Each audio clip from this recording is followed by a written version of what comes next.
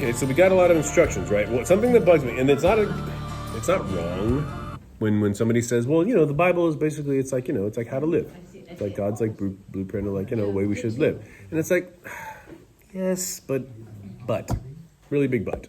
Like, it's so much more than that. It's not an instruction manual about how to be a good person. Like when I worked in the youth here for many, many years, and I loved it because any youth pastor that came along was always in the same mindset of like, we don't care if your kids are good kids or better kids because they come here. That's not what we're here for. We're here to teach them about Jesus and let that gospel change their lives. Now, with that being said, right, we have all these instructions, marks of a true Christian. So these could be very much misinterpreted as, okay, well, these are the things I have to do to be a Christian.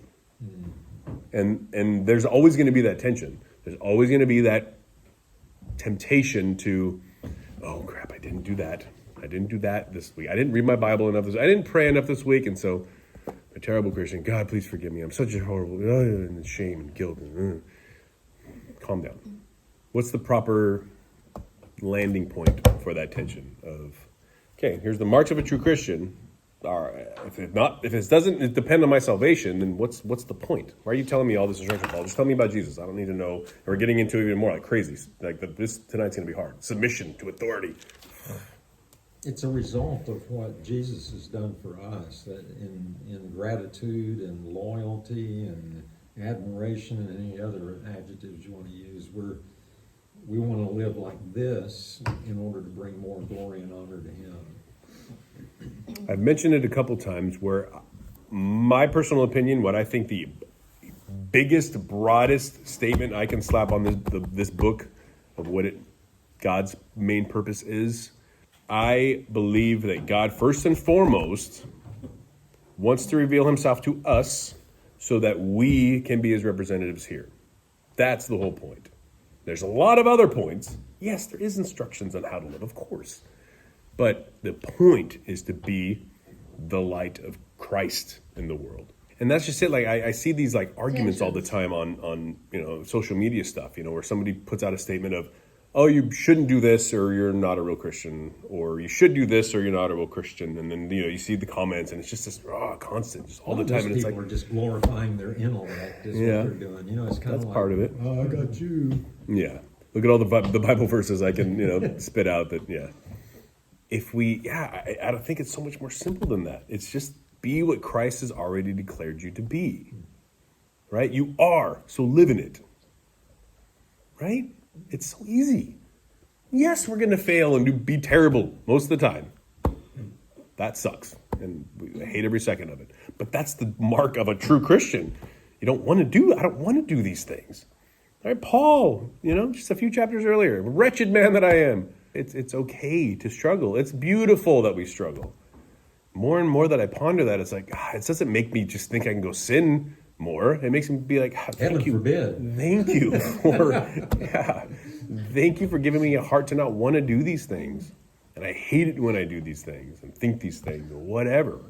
That's good. And as soon as I started thinking of church, which I believe a more biblical way of, yes, we say church family. We are the bride of Christ. All these things, but when you actually start to think about it, like a family, messy, dysfunctional, broken, hypocrites, liars, we're all here. And it's a family. And God is still in process with all of us. So that helped me just so much to step back and be like, okay, what am I expecting from everybody? Like, why am I expecting perfection because I come to church? It's like, no, it's messy. We're going to argue. That's why people church. It's a family. Yeah. Yeah, but unfortunately, that's it. Oh, that person, he said that, thing to me and it pissed me off, so I'm just going to go somewhere else. Mm-hmm. It's like, no. You don't just get to leave your family like that. No, yes, we're going to get called to different churches sometimes, sure. But that's different. It's a God call. I love Pastor Ty will, about maybe 3 times a year in his sermon, will fit it in. He'll say, if you're looking for a perfect church, you won't find it. But if you do, they're not going to let you in.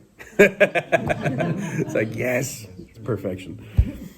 Unnecessary arguments about these tensions that are seemingly pretty easy. Yes, we're going to always be fighting with it because, this, I know I should be doing this, but I'm doing this. Okay, that's going to be the natural fight until the end.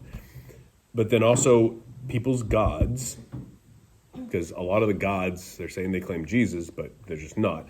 So even if they are claiming Jesus with a sincere heart, God is still not big enough in their mind. So I'm constantly stressing to make God bigger in your mind, because that by itself creates so many doctrinal issues and problems, and then our faith is shaken this way, and we have to believe this over here because our God isn't big enough to do this over here, and that's no good, you know. And so like those two, and then there was a third one I can't remember. Hopefully it comes to me, but it's these foundational things that I feel like we need to get right sooner in our walk, because again, we don't want to be the 2-foot lake, broad and shallow.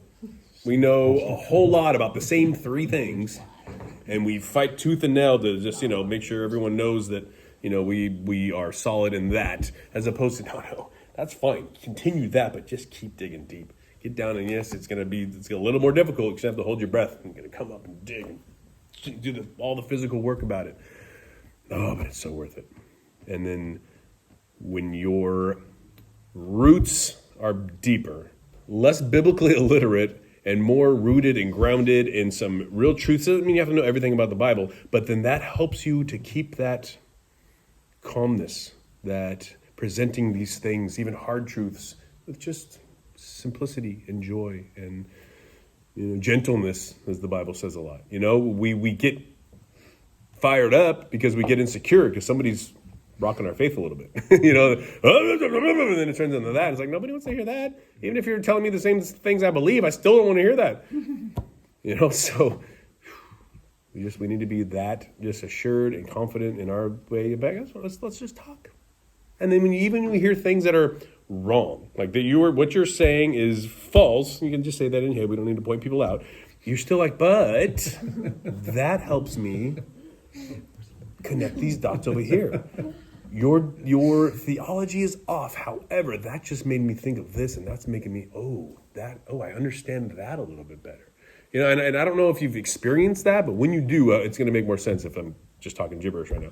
I mean, I literally, I'm seeking out people who just believe, either whether it's just a completely different religion altogether, which I actually found really fascinating because other writings, I've been really interested in Muslim religion and, hearing what they have to say and all their, because they know about Jesus, they talk about Jesus and they're, and so it's like, okay, what are you saying about Jesus?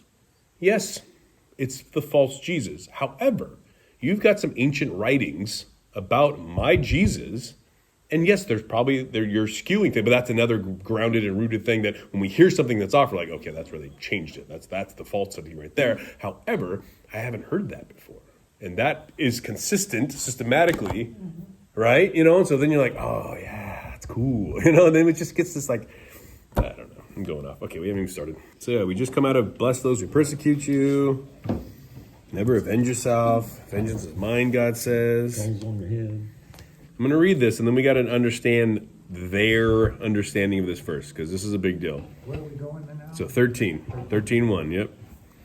Let every person be subject to the governing authorities, for there is no authority except from God, and those that exist have been instituted by God. Therefore, whoever resists the authorities resists what God has appointed, and those who resist will incur judgment.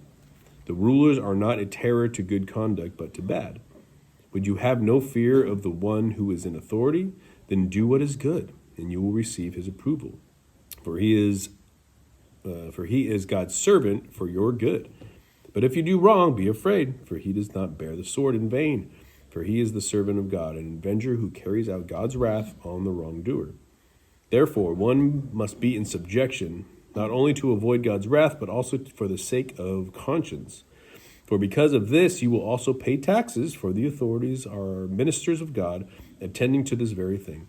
Pay to all what is owed to them, taxes to whom taxes are owed, revenue to whom revenue is owed, respect to whom respect is owed, honor to whom honor is owed.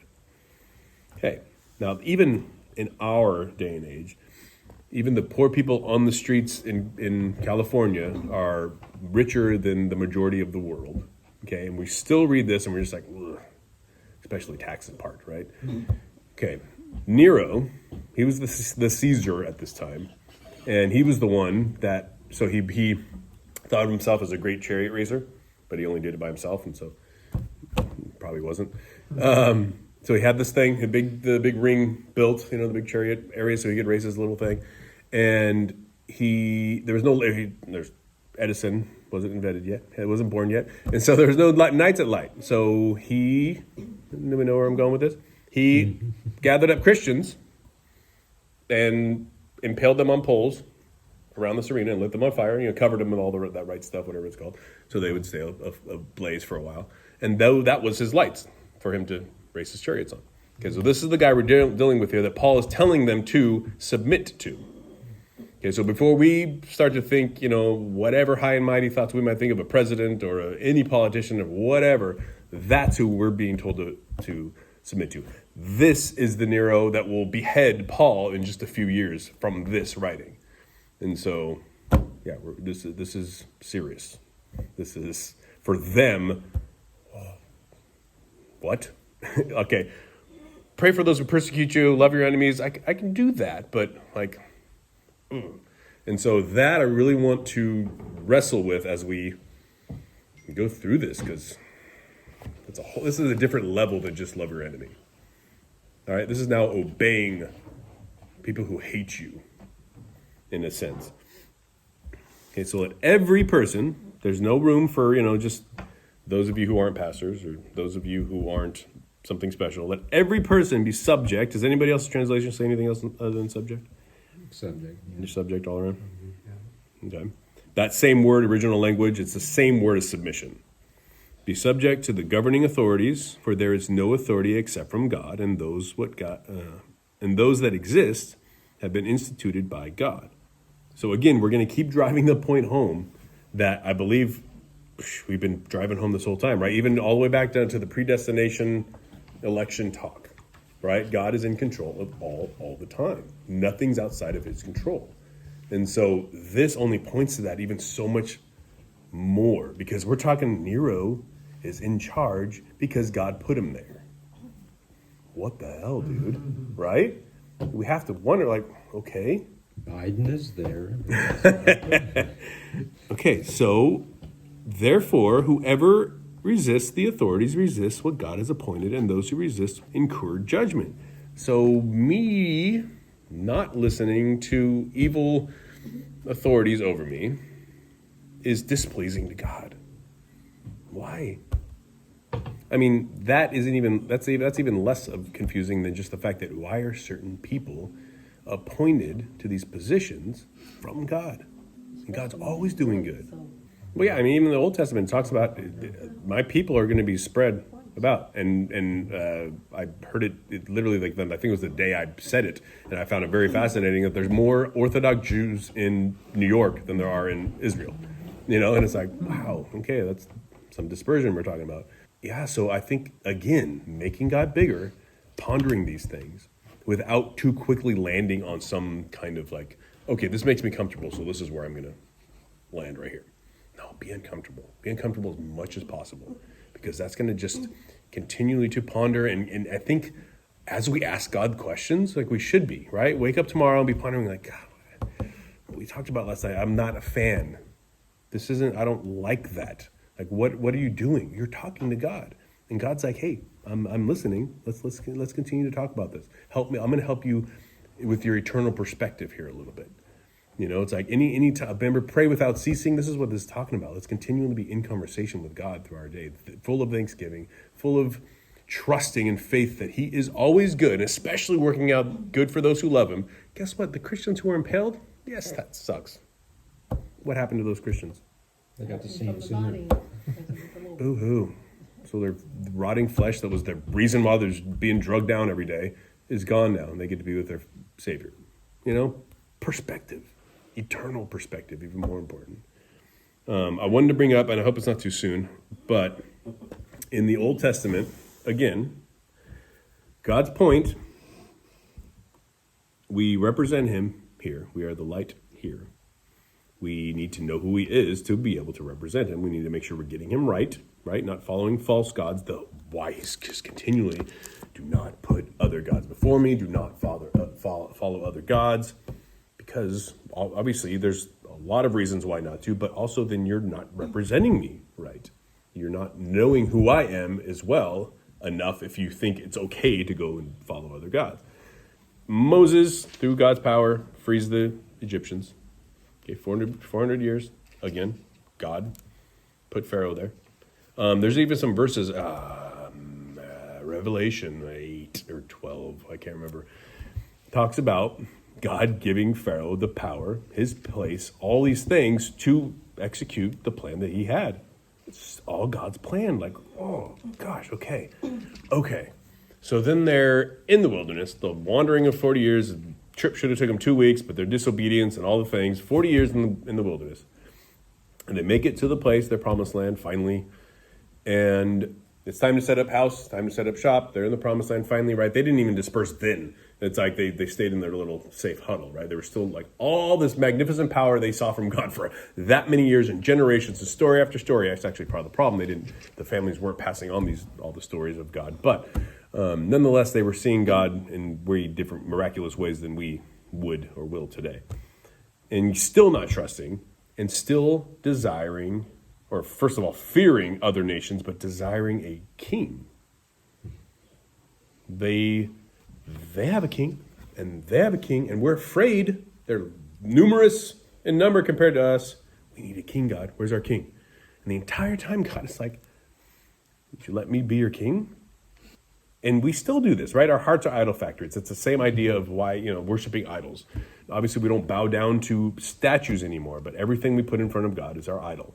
And so it's that constantly crushing of our own idols. But God, if they just would have let God be God and let God be their king, there was, 3 million of them, probably a little bit more, but they're still small compared to the other nations. But God at the helm, right? Their reputation spread mightily already through the battles that they had when God was at the forefront, because sometimes they would go into battle without his approval and bad things would happen, of course.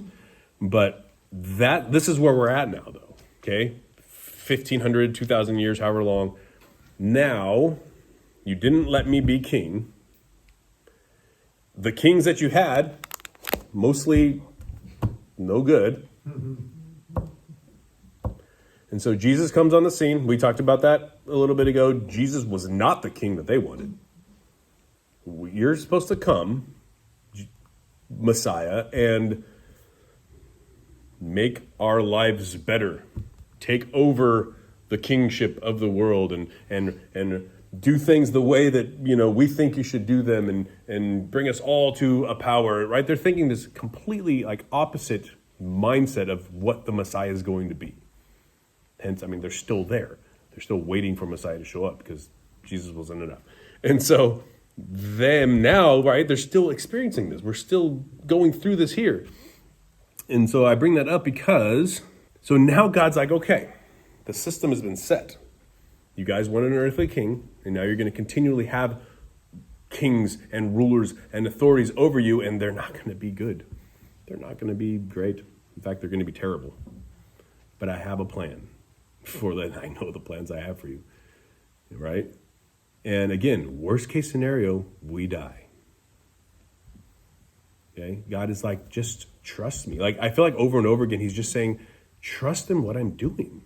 I don't know what else I need to do for you guys to get that I'm good, that I'm powerful, that I'm in control of it all. Trust. And so with that trust, you're going to love your enemies, pray for those who persecute you. You're going to obey authority. You're going to, right? Trusting all the while, I know what I'm doing. That's hard. I get it, because look around. Things aren't the way they should be. God knows it, and vengeance is mine. Let God be God, and we be obedient. Again, look to Christ. What was he?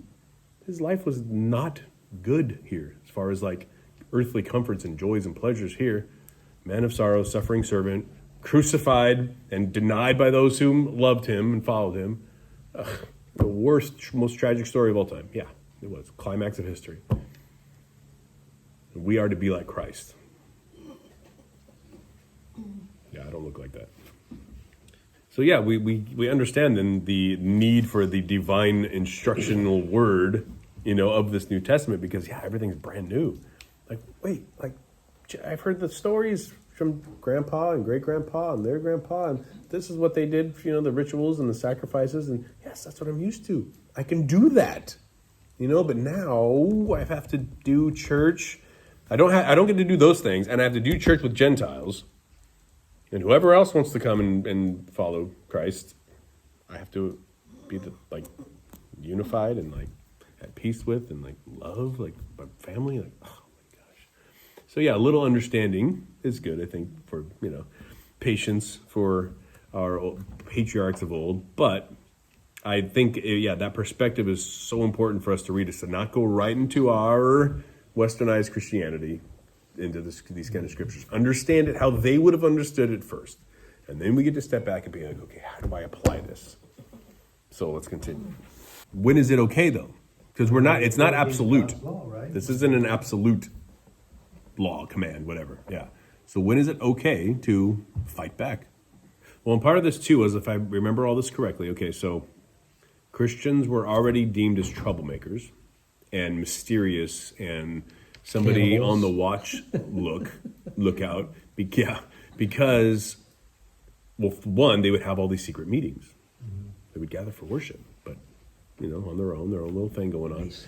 And so, it's like these authorities and governing ruler, right? Remember the Caesar and the Pharaoh? I mean, they were basically gods to the followers, to the rest of the kingdom, okay? They were deities. And so for another thing to be happening is not okay. Part two of that is history tells us that Nero caught, I don't remember if it was palace on fire. It basically burnt down most of Rome and blamed it on the Christians. You had to blame it on somebody. Yeah.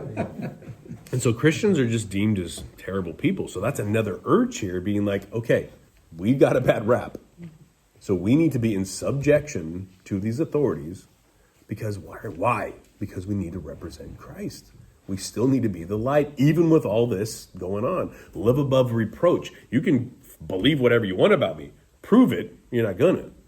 And so in every way of life, are we going to be perfect? No. But we can live a life worthy of the gospel. At least even, it's easy to obey these laws. All right? I know speed limit's a little hard sometimes, but all the time. But comparatively, to live a life, pleasing to God, that's a little different, right? But then also Paul knows that they are going to be persecuted anyways. Yeah. And the worst is coming very soon. And so let's be persecuted for being followers of Christ, not for these things that they think we're doing. And we've given them good reason to believe, because they already think this about us. And then over here, we're creating problems of being mischievous and all these other things, and be like, oh yeah, that's definitely them.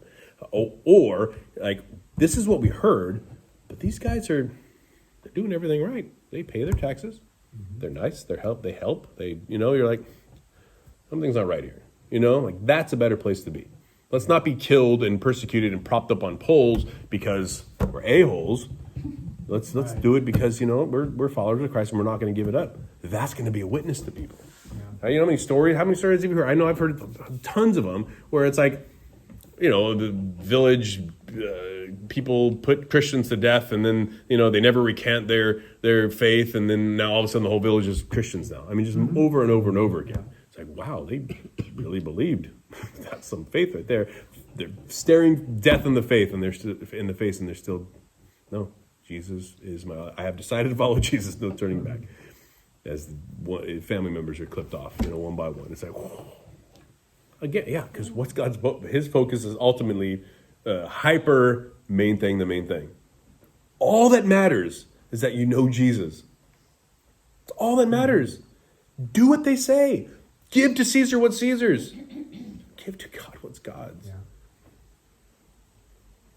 It's that's such it's so hard, and I feel it right now, all this conviction, and it's easy to feel that now, but I'm gonna wake up tomorrow and just, be my same stupid knucklehead self and think wrong, and and it's just to keep these at the forefront of different perspective more often. Okay, we're not even 3 verses in. That was a good sermon. Therefore, whoever resists authorities resists what God has appointed. They can't be more clear. And those who resist will incur judgment. Caleb, keep your mind on them, not yourself. For rulers are not a terror to good conduct, but to bad. Would you have no fear of the one who is in authority? Then do what is good, and you will receive this approval. So again, you don't have to fear if you're not doing anything wrong, right? Why do we have to live in this fear if we're trying to be rebellious over here, and we're creating this havoc, and we're really fighting for God, but in this weird way that's just creating problems for people? Yes, then you're just going to be in constant fear and thrown into jail or potentially killed. Not for the right reason. That's not changing anybody's heart or mind. The Christian wasn't doing that wrong thing, and they're incurring the proper consequences of it, as opposed to just living peacefully, right? If you're not speeding and you see the cop over there, oh, it's such a glorious. It's always only God. I promise you. Oh no! Oh, I'm going the speed limit. Never going the speed limit. Thank you.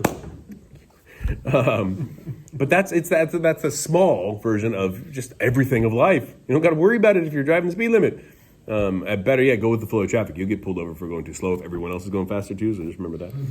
Impeding traffic. I might have heard it a couple times. There, verse 4. Okay, we'll receive this approval, for he is God's servant for your good. But if you do wrong, be afraid, for he does not bear the sword in vain.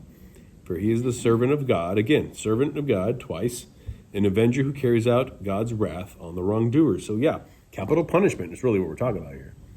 Remember that eye for an eye, tooth for a tooth, as bold and strong as that seems. No, that was God putting a appropriate amount of punishment, consequence on wrongdoing. Because vengeance is going to be, just terrible, right? If we were all just able to avenge ourselves, you killed my cow, I'm going to kill your family. I mean, that's just our evil, depraved hearts. It's way overboard. No, an eye for an eye, a tooth for a tooth. You kill my cow, you're going to replace my cow, or give me enough money to go buy another cow. And all is good. God does everything for his own glory, first and foremost. Okay, that does nothing for me. What am I supposed to get from that? Why is that good? We're supposed to do everything for his glory, first and foremost. What does that mean? It's scary if we don't know, because the hell are we doing every single day, all the time, if we're not living for his glory? Doing shopping for his glory. Whether you eat, whether you drink, most basic, mundane, every single day things. Do all to the glory of God. What is God's glory? It's not just and he doesn't just say God does everything for himself. God does everything for his holiness. No, God does everything for his power. No, God does everything for his glory. But I just want to know what his glory is, period. Let's start there. If he's doing everything for his own glory, we're supposed to be doing everything for his own glory. What did John sense his glory? What is his glory? One way I think of his glory is when I think of him as the I am. He's the self-existent one. And his glory is his total otherness. He doesn't rely on anything or anybody else to exist. And that's glorious. His glory is everything about him. That's it. So, and I've heard a lot of, I was going to say, a lot of pastors, and they talk about his glory, and for some reason, the best I can get from people is it's like he's his light, his glorious light. It's okay, yeah, that's part of it, but that's the cause of it, or the reason why, his glory is everything about it. God is glorious, and everything under him is every attribute, every power, every goodness, everything is his glory. Okay, so then, now, why then is it good for us to feel good about that? Feels a little arrogant. Because he's worthy of it. Okay, fair. When the world tries to get glory, right? You've got the rock stars, you've got the professional basketball players and other things, right? And it's all this glory. It's always ugly. Because they know it and we know it. We don't deserve it. Worthy, right? Nothing can be above his glory. Therefore, his glory is first and foremost in all things, always, for all time. So he's doing everything for his own glory first, and that's our comfort, because he cannot go against himself, and because he's doing everything for his own glory, he's going to stay steadfast to everything he's promised, everything he said. That secures our everything good, Because he's promised it, and he's not going to go against himself. He's doing it for his own glory. He's jealous for his own glory. I mean, that's just like that. You can't get more rock solid than being inside of that fold of, gosh, he's doing it for his glory, and now we're part of this glorious union. Wow, we're secure as secure can be, right? Already seated with him in heavenly places. Already there. Already victors. So it's okay. You can handle this, you guys. When you can't handle it, when you're weak, good. I get to show my power through you now. And it's going to be oh so much better than yours. Was anybody who saw me lead on Sunday morning? Oh, good. Music, okay? You were there. This Sunday was special. I heard a lot. I mean, I felt it up there, and a lot of people, people enjoy it usually, but, it felt different this time. Mm-hmm. And honestly, I got home and, even my wife was showing me texts from, other pastors, people and stuff.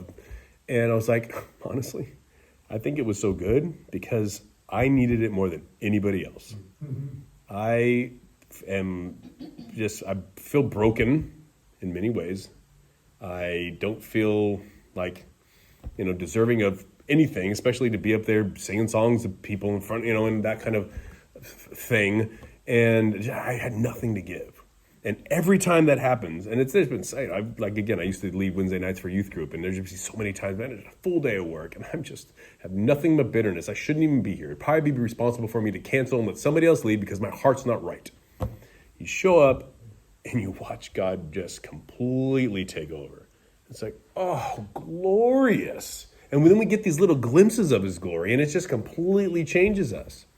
And that's so the whole making God bigger thing, that's the dumb way of saying beholding God's glory a little bit more every single day. That's what we're searching for and fighting for. Because that is you can't come back the same.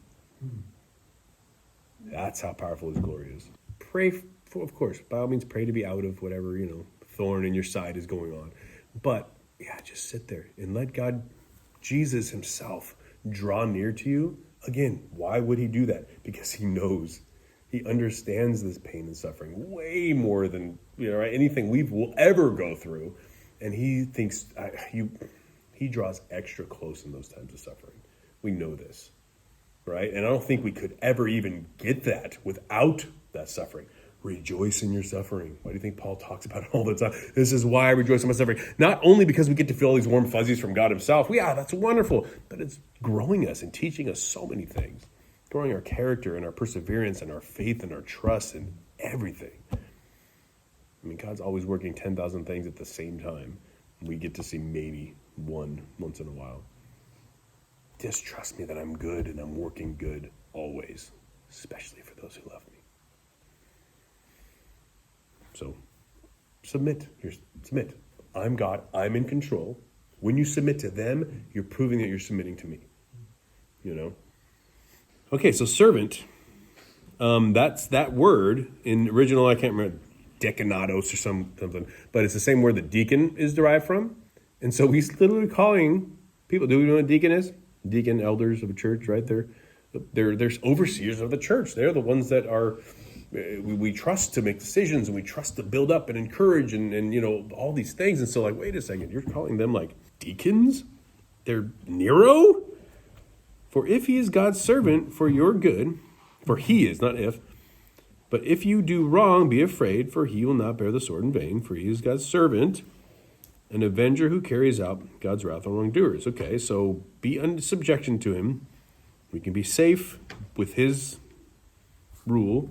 Therefore, one must be in subjection, not only to avoid God's wrath, right? Because now you got twofold, but also for the sake of conscience, because we want to be clear conscience. We don't want to have that looming of, I did that wrong, right? They're going to find out.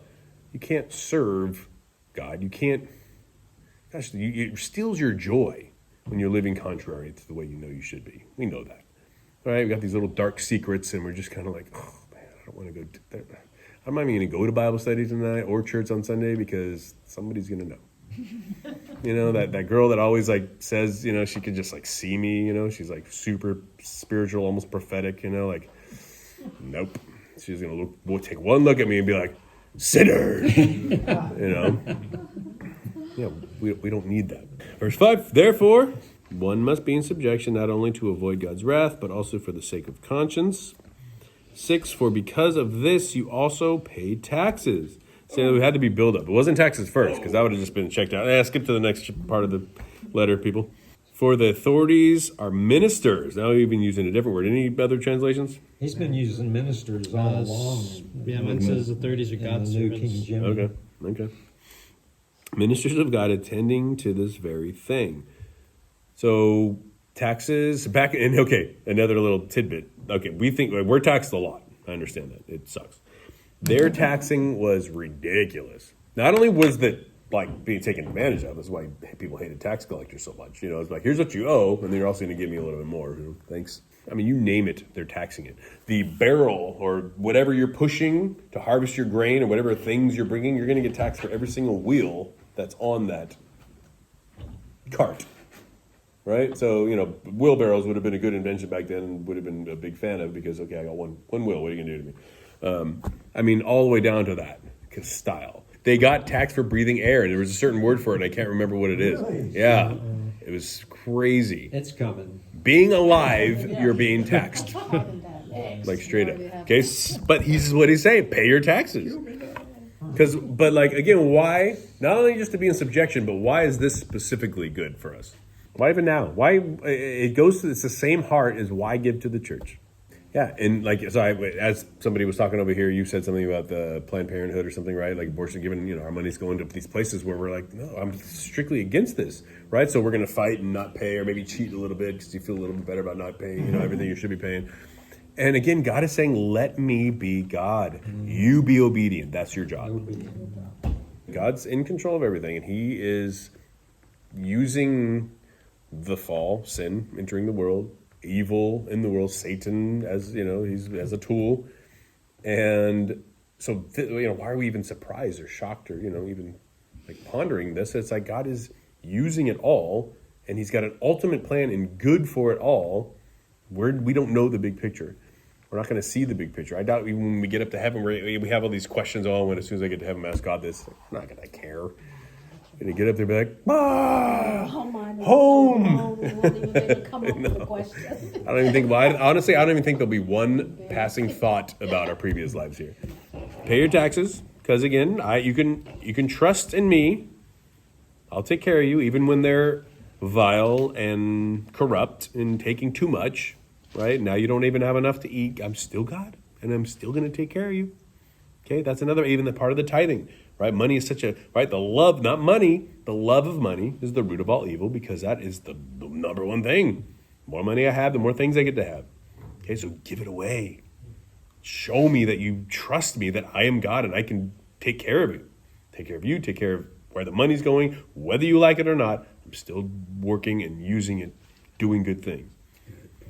7, pay all what is owed to them. So not even just taxes. Right? Everybody. Do right by everybody. Taxes to whom taxes are owed. Revenue to whom revenue is owed. Respect to whom respect is owed. Because they are in an authoritative position. Period. And when we badmouth any politician in any office at any time in our lives, it's just like gossiping about somebody else.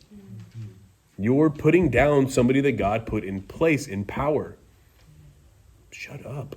So the evil in the world, all the big ideas, I think God really enjoys us seeing that contrast. And at the end of the age, when we're raised up with him and we really get to understand and see good and evil, light and darkness in the vast the contrast that it is, I think God enjoys that in the sense of we wouldn't know his goodness and his light if that's all we knew. Right? Adam and Eve in the garden, living perfectly before sin, had no idea how good God was, how gracious and beautiful and light he was. That darkness entered, and all of a sudden they're ashamed and afraid. That's how good and glorious and light he is. And so us now in this world, yes, even submitting to the evil, what does that do? That makes us crawl and run back to Christ. That keeps our humility up a little bit. See, God uses all kinds of evil for good all the time. The most evil ever done on the cross, the greatest good of all time. I think we can trust him in everything else. You know? Like, God, that's hard. And this is all just coming to me right now, so I'm like trying to battle it with my own self right now. Respect to whom respect is owed, honor to whom honor is owed. And honor is a big deal. I mean, you know, pretty much everywhere but America, honor is like number one thing. Right? You can rightfully kill your daughter if she dishonors you. It's a big deal. So to hear these words in their setting, I mean, imagine reading this letter for the first time in this church, being them, Gentile or Jew, with everything they know, everything going on, the rulers that they have already experienced. You're like, oh, are you kidding me? And what's the right thing to do? You go and pray. God, help. I want to be obedient, and I'm going to do the best that I can. But one, I need your power to even start to live in it at all. And draw me close, protect us. I mean, it's going to do good things for an obedient Christian because we're just drawing closer to him. And that's the whole point.